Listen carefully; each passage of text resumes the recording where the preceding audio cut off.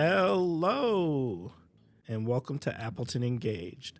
I'm your host, Timber Smith, Special Assistant to the Mayor for Community, Culture, and Belonging.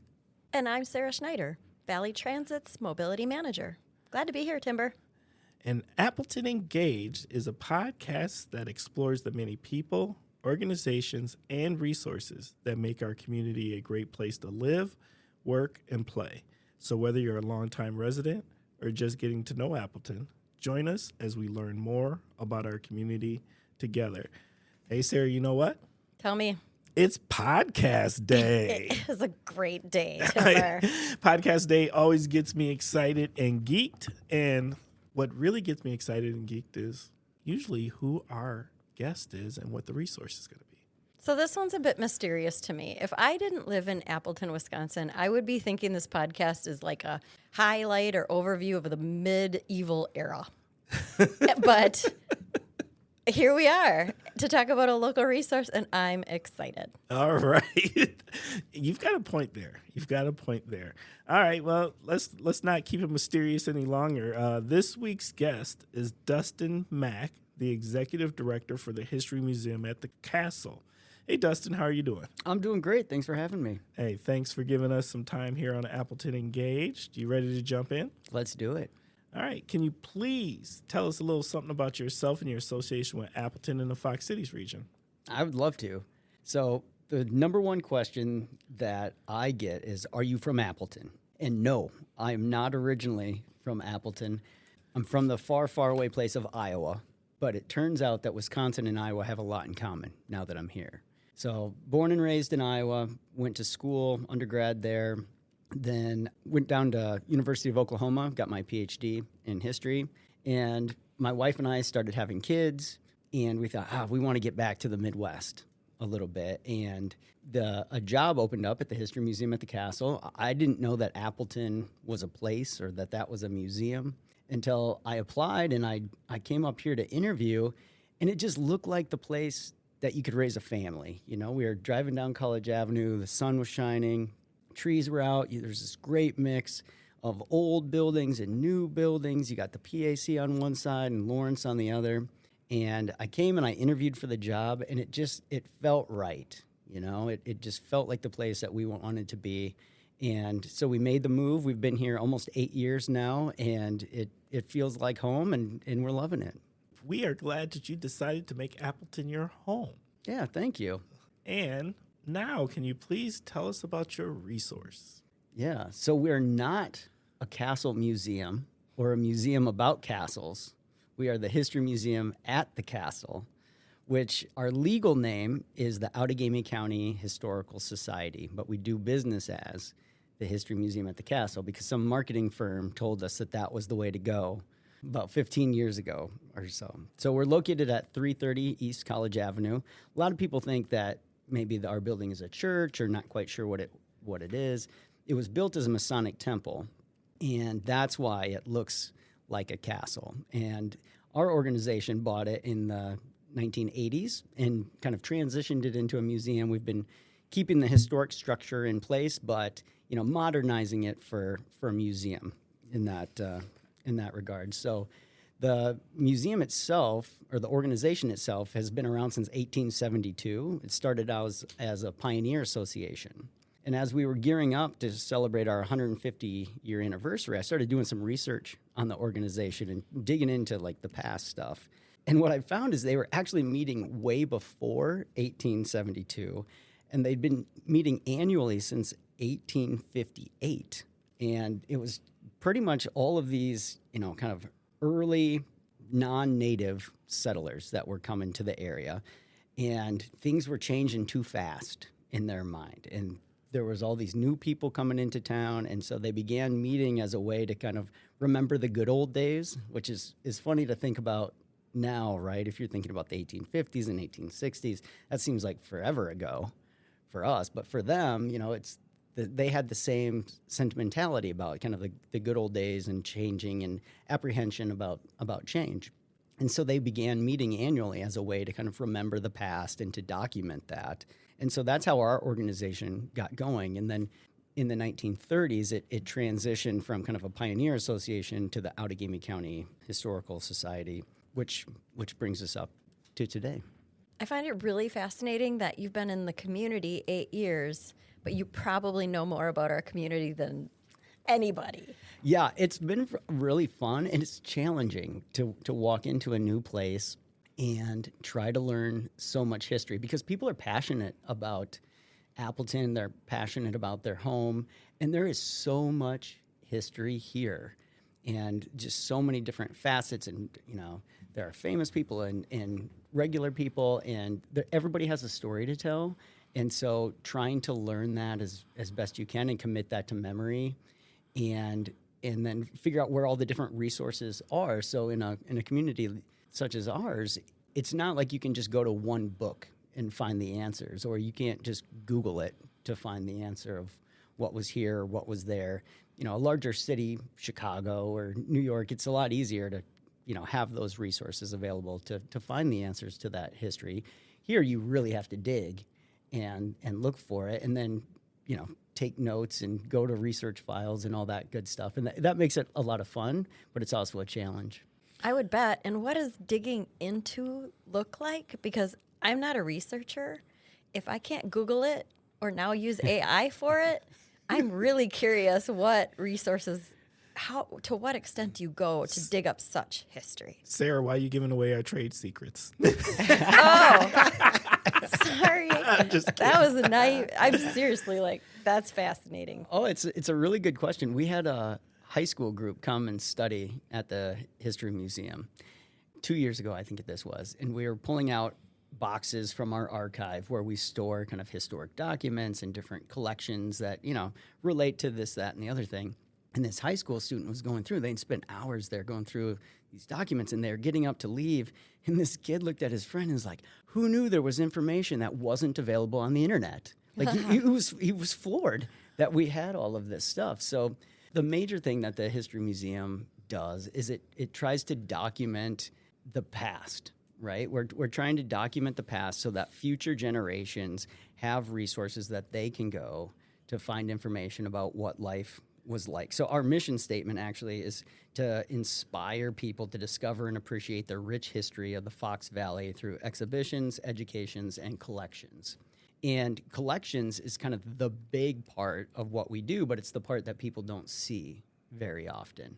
So we're trying to collect, in the past it would be scrapbooks and pictures and diaries about what it was like to live in the Fox Valley, and keep that for future generations. And now it's morphed, as the way we communicate changes, it's a lot of digital material. So we're keeping email archives and digital photos now and keeping those. So when I dig into a question, it's going down to our archive, looking at the resources that we have available, like a library would do, and digging through those pieces, opening up folders and, scanning and reading for bits of information, and then kind of putting those, it's like putting a puzzle together, but you never have all the right pieces.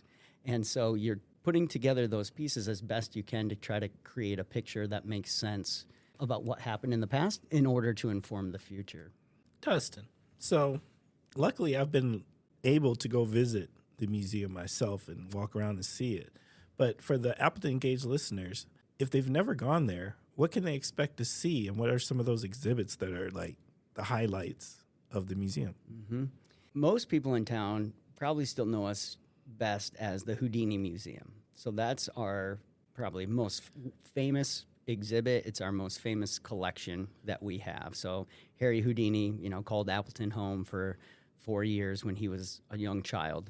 And because of that association, we acquired a very large Harry Houdini collection. We have photos and scrapbooks of his. We have handcuffs and lockpicks and a straitjacket and all kinds of stuff that he used during his magic career. And that stuff is on display in an exhibit.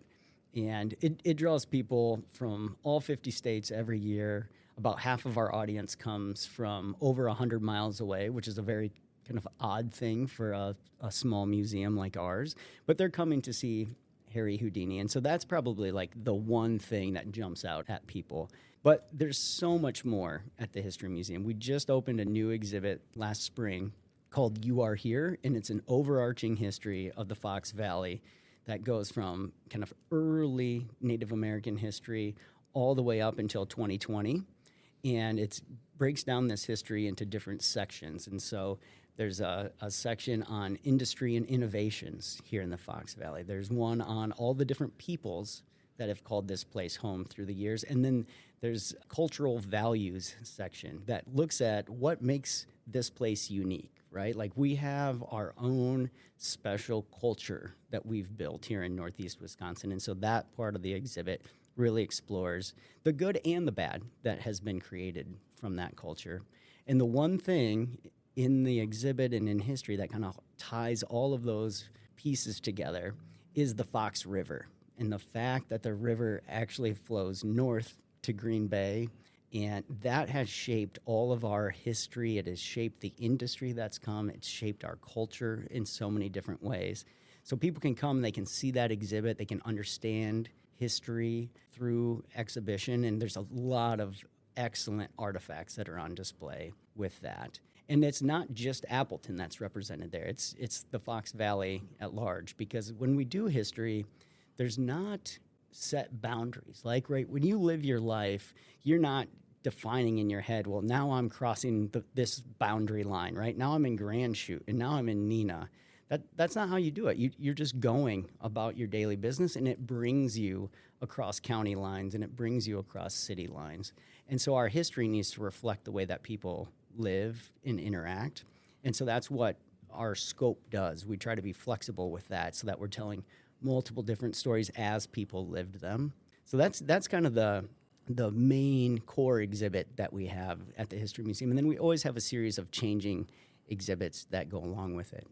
The word that comes to my mind is like the History Museum for Appleton or for the Fox Cities is really like a big time capsule for all of us. Yeah, that's what we're trying to be. Yeah. We're trying to timestamp moments, right? Like there's so much that happens. There's no way you can possibly document everything. You'd be overwhelmed with it. That's why like our memories, even in what we did from day to day, right? That those things fade, but there's kind of these big moments that stand out in your memory. And that's what a history museum tries to capture, is kind of these moments in time that we can point to and say, okay, here's where something changed, but here's also the continuity that's in place from, this way distant part in the past, but here's how it continues up into the present. And so that's really what we're trying to do at any given moment. And we're constantly collecting new items to the museum because history doesn't stop. So we have to continue collecting and reassessing what are the stories that we're telling and how are we telling them. What are the stories that the next generation is going to want to know, and how do we provide them the resources that they're going to need to answer those questions? So it is absolutely like a time capsule that we can update as we go along. I have to ask another question.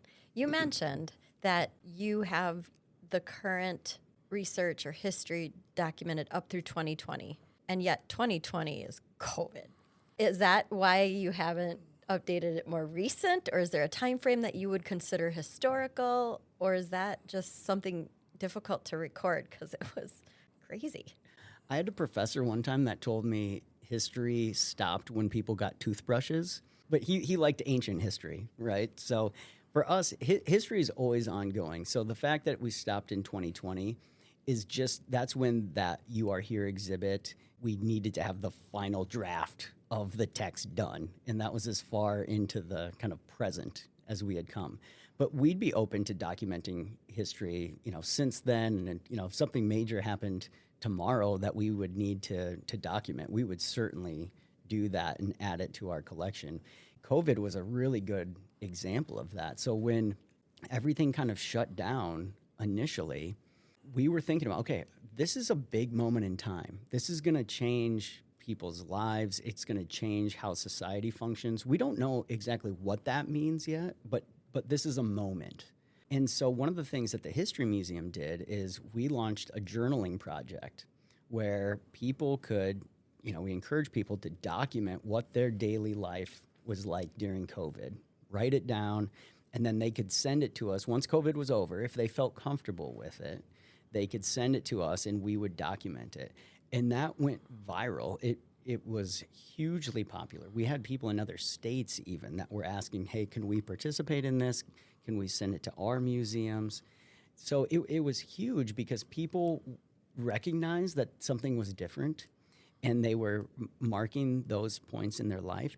And it was calming for people, I think, too, because they could do some self-reflection and recognize, hey, we're all in this moment together. We don't know how things are going to change, but it will change. And they wanted to make a reference point for people in the future on that. And so that's one of the collections that we have in our archive now is kind of what people did. And people would send in artwork with it. One lady told this touching story about giving birth and what that was like in COVID. And that's completely different than it was, just a couple months before COVID started, that experience. And so we have that, documented for the next generation. And, a lot of times it seems like we've kind of moved on from COVID and it's an afterthought, but it is still impacting how we interact with each other. It's impacting our politics and our finances in ways that we haven't fully wrapped our minds around, but historians will someday, and they'll have that collection at the History Museum that they can utilize to help tell that story. So when you got here today, and while we were walking into the studio here, we were talking about field trips, right? And so I want to ask on behalf of the Appleton Engage listener, the museum does field trips? Does that happen often? Is that normal? It is very normal. If we're doing our job well, we're getting a lot of field trips. So students are learning history in elementary schools. They continue to build on those skills in middle school and even in high school, right, as they continue to go. The questions that they're asking are a little bit more complex. But the History Museum is set up in such a way that we can accommodate large groups of students, and they can go through the museum and they can, engage in different ways. And so we had a third grade group go through earlier this year, and they're looking to touch things and move things around. And, they are. And be, they want that hands-on stuff, it's a great experience for them. They had fun being able to do that. And then yesterday we had a group of fifth graders go through, and now they're a little bit different, right? Like they're more mature, they can read more of the text, they're getting more in-depth into that history. And so, we do field trips all the time. We also do bus tours for like senior groups come from all over the place to tour the museum. And it's really this mix of people. And one of the things that we like to do at the History Museum is make it a social place for people to be, because you could sit at home and you could read a book about it, right? Or you could watch a online video. But what a lot of people are missing in that experience is that human connection and that shared experience of being in a place together and seeing, an artifact that makes it real, that human hands have touched this before my time. And it makes you feel like you've got this larger connection to the world than if you're just sitting at home typing on your computer or reading a book about it. Are there costs? Yeah, so there's a cost to attend the museum, and then there's a cost to run the museum. Of course there are. Right. What are those costs if you would like to attend? Yeah, so adult admission is $12, and kids are $7. And then we have group rate admission and field trip admission that is less than that. One of the most exciting things that we did in the last year is we joined a program called Museums for All. And this was an initiative started by the Institute for Museum and Library Services, trying to make museums more accessible to people who might not otherwise be able to afford it. And so in Museums for All, people that are receiving food assistance can come, they can show their card at the museum front desk, and they can get in for $3 at the History Museum. So they get this reduced rate. And one of the things that was eye-opening for me is the number of people that have taken advantage of that. I thought when we joined the program, it's worthwhile. I hope people take advantage, but I don't know if they will. And we have been overwhelmed by the number of people that have come in, which is fantastic, because History Museum is for everybody. So our goal always is that when you come into the museum, you see yourself reflected in that space in some way, in these exhibits, in the collections. You should see your story there. So if you're young or old, rich, poor, black, white, doesn't matter, you will see yourself at the History Museum. And that's really been the case with the Museums for All experiences. These people have been taking advantage of it. They're coming, they're seeing the museum, they're learning, and they're taking something away, which is fantastic. That's what it's all about. Dustin, you are an incredible storyteller, and you have me completely captivated since you started sharing all that you have so far. I'm wondering if you have one story that particularly stands apart that can really inform our listeners about your role, the clients you serve, the community at large, or somebody whose lives have been impacted by all that you do so obviously so passionately.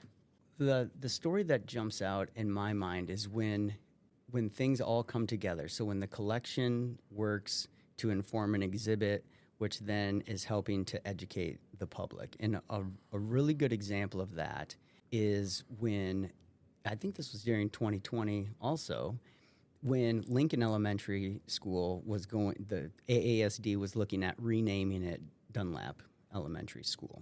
And I was kind of watching this kind of play out, and I thought, this is another one of those moments that it's worth documenting this history, because someday we'll wonder, like, well, why did they change that name? So I reached out to the school district, and the museum began working with the district to kind of document that process. What did it look like? So all the community surveys that were done, the committee minutes that were done, any kind of feedback, emails exchanged throughout that process.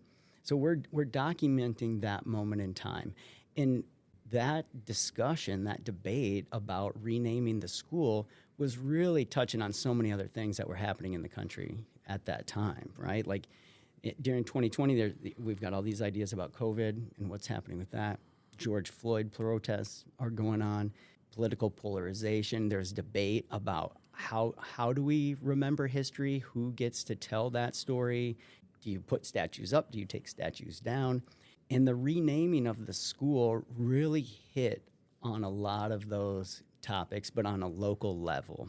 And what we're always trying to do with our history is, I say local history doesn't matter if it doesn't tie in to a statewide, national, international story, right? Like, how are we part of this bigger picture?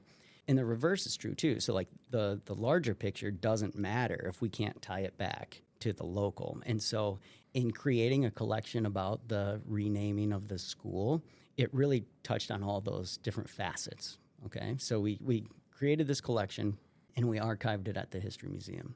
And then when we were getting set to do the new You Are Here exhibit, we thought, this is a perfect opportunity to use that collection and tell the story of Principal Dunlap, represent him in the museum. And so we could use that collection, the information that we had saved, to help tell Principal Dunlap's story and put him in the exhibit. So now he's part of that exhibit. So now we've got two of the three different parts. We've got the collection and the exhibit going.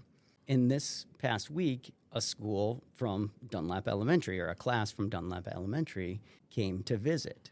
And so their class is going through, and these kids are just thrilled that they're seeing their school represented in this history as part of this larger topic, right? This larger subject matter that these kids and their school matter, right? It's in this history that we're all sharing together. And in that moment, like, to me, that's when it all worked, right? That's why we're passionate about history, because it helped these kids understand the past, but it connected them in the present moment. And, it gets them excited for the future and what comes next. And so it's stories like that really drive us at the History Museum and get me excited every day. That is a really good story. I am inclined to believe you've got another one. Yeah, I do, I think. So we actually had to call the bomb squad one time to the museum. It was not an active threat, but it was something that we had found in our collection. So we're going through and we were moving some artifacts from one place to another to find a better storage space for them. And we came across something that we didn't really know what it was. So we just kind of moved it to the side, brought it up to our office to investigate it a little bit further. And as we were digging into it, it turns out that it was a hand grenade from World War I, but it was a German hand grenade. And so we couldn't read kind of what it had said on there because it was written in German. And every artifact that's in the museum is documented. And so we're going back through those documents, the accession records, to find out more about this hand grenade. And it said on that record, probably deactivated. Whoa. Not today. Yeah, it probably wasn't going to be good enough for us on this one. Father of three. Yeah, that was, so we called the bomb squad and we told them, like, look, it's not an emergency, but we're going to need somebody over here to like check this out, you know? So they sent somebody over and he was looking at it and he's like, yeah, it's probably deactivated, not a real threat, but I don't know. I'm not a specialist kind of in these arms and this German stuff. So I'm going to call a guy. So he's on the phone and I'm standing there and I'm listening to kind of this half of the conversation. He keeps going, yeah. And he's like walking farther and farther away from the hand grenade as he's talking. And, I could tell this conversation was getting more serious. And he comes back and he's like, look, I'm going to have to take this. Like, we're going to have to do some scanning on this because it might not be deactivated. These things can be very unstable, actually. So he loads it up and he puts it in the back of his squad car and takes it away. And so they had to do an X-ray of the hand grenade to see if it was active. Turns out it wasn't active. If it would have been active, they would have blown it up and it would have just been over with. It wouldn't have been an artifact anymore. But it turns out that it wasn't active. And so when we went then to the sheriff's department to pick it up, they were like, this thing is awesome. Like, this is such a unique piece of history. And so that was a very odd day at the museum and in a story that we like to tell people, and it's a day we'll never forget. For sure. Are there any upcoming initiatives, events, or engagement opportunities? There's always ways that people can get involved. So one of the things that we do every year is a walking tour series. And so those they run from kind of spring all the way into the fall. People can sign up. They can go on these tours and learn something about the local community. We always try to, make it entertaining as well as educational for folks. So there's stuff that they can do there. Wait, so this walking tour is out in the community? This is an external tour? Oh, yeah. Oh. That's fascinating. That's cool. So there's ways that you can get involved. You can obviously come into the museum, right, and see things. But we serve probably our audience, is half inside the museum and half outside the museum. So we're doing walking tours out in the community. We're doing different programs. We have a series of traveling exhibits, kind of pop-up banners that are available for businesses or schools or libraries. Whoever can rent them for free and bring a piece of history into their place where people, they don't always feel comfortable coming into the museum, right? And so if we can bring that history outside of our doors and make it more accessible to people, that's what we're trying to do. So the walking tours are a great piece of that puzzle. That is so cool that not only can I get my steps in, I can learn while I do it. That's kind of fantastic. And take in a lot bigger picture of what the Fox Cities actually has to showcase our history. I think that's really cool. You won't see College Avenue the same after you go on one of these tours. A lot of times it's kind of based around College Avenue or a neighborhood in the community. And so the next time you go into that place, you're going to see it with fresh eyes and really have a better understanding about why it's there and the shape that it's in. And to me, that's interesting. I need a teaser. Give an example of something on College Avenue that nobody knows, or maybe not like the major secret, just because we want somebody to do the tour. But well, because I want to go on the tour. Well, but one of the things that's overlooked in Appleton's history is there was a series of ravines that ran all through town, and you wouldn't know that necessarily now if you were just driving through. I mean, there's still some evidence of it kind of in our parks and stuff like that, but there were giant ravines that ran up and down College Avenue that, that cross different ways towards the river. And, we've pretty much filled them in and leveled things out as humans tend to want to do. But we've totally changed the topography of the town that we live in. I'm so glad you brought that up. I actually knew that. I picked the one thing you already knew. Yeah, you did. But it is so cool. Like, I think about Jones Park and how it's clearly deeper than, where the city center is. And yet, when I'm at Oktoberfest, I'm always fascinated about the hill and how it goes down, and you can see the sea of people down in that, what is it called? That we've covered over? In a gully? You called it? Oh, a ravine. The ravine. There you go. Thank you. We were at a loss. Thank you for sharing that, though, because I think that is worth investigating. I would love, on behalf of the community, to ask you how the community can be helpful. There are an unlimited number of ways that people can help. So we're always looking for volunteers. We love our volunteers. We have people that come. They volunteer to work at our front desk. They volunteer to work in the archives to help us organize all of the history that we've collected to document what it is that we have. That's a really important piece. We have people that volunteer to be docents and help with the different school groups that come through and make sure the kids are moving in the right direction at the right time. That's an important piece of the puzzle. People can donate their historic items, right? And sometimes that can be overwhelming for folks because they're not quite sure, like, is this relevant? Would the museum want this? Do they not want this? And all that type of information is on our website. They can go there. They can see what types of things we're interested in collecting. And it's not always necessarily because it's something old, but what we're looking for is an item that can tell a story. And what is connected with that item? What can we learn about the person that used it or that touched it? What can we take away from that? And so it's the stories behind the items that we're really fascinated about. So people can donate kind of historic items or photographs. And then another way is just visit the museum. Come in, learn about your community, be a part of what we have going on. And that's a way to be supportive and to take that back out into the world with you.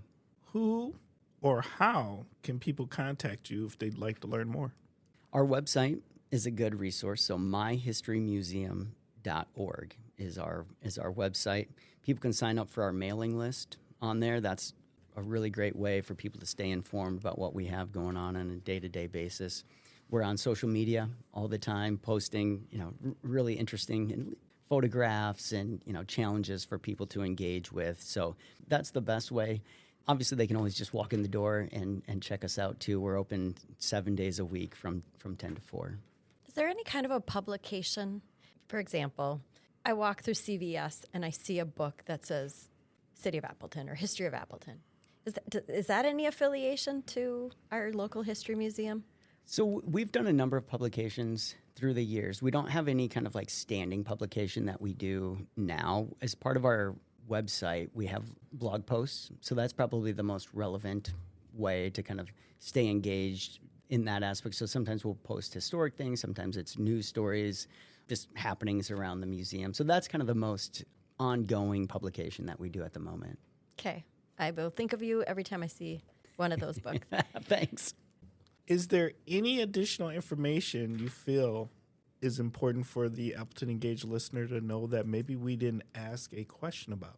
I think it's important that people recognize that the History Museum is there as a community resource.